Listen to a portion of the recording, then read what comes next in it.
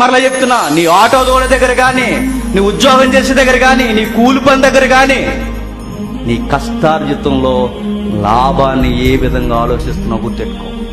అక్కడ వస్తాడు. 20 రూపాయలు పని చేసి 60 రూపాయలు ఇమ్మని యజమాని అడుగుతున్నావా? 10 రూపాయలు సాధ్య దగ్గర 30 రూపాయలు సాధ్య చేస్తున్నావు ఆటో దోడుతూ. ఉద్యోగం దగ్గర నీకున్న గవర్నమెంట్ ఇచ్చే జీతం సరిపోకుండా బళ్ళ కింద నుంచి ఎగెడుతున్నావా? ఇవన్నీ నీకు ఎవడు చెప్తున్నాడు? వాడు చెప్తాడు లోన ఉంది, ఇదిగో నీకు అవసరాలు ఉన్నాయి, 30 రూపాయలు తీసుకో తప్పేం కాదు, ఇదిగో నీకు అవసరాలు ఉన్నాయి, లంచం తీసుకో తప్పేం కాదు, ఇదిగో నీకు అవసరాలు ఉన్నాయి. నీ అవసరాన్ని చూపిస్తూ వాడిని టెంప్ట్ చేస్తాడు.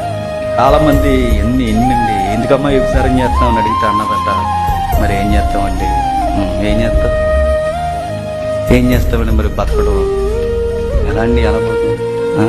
అడుక్కు తిన అవసరం, అడుక్కు తిని వ్యభిచారం చేయడం, అడుక్కుని తినో వ్యభిచారం చేయడం కాదు, అదే బతకడం.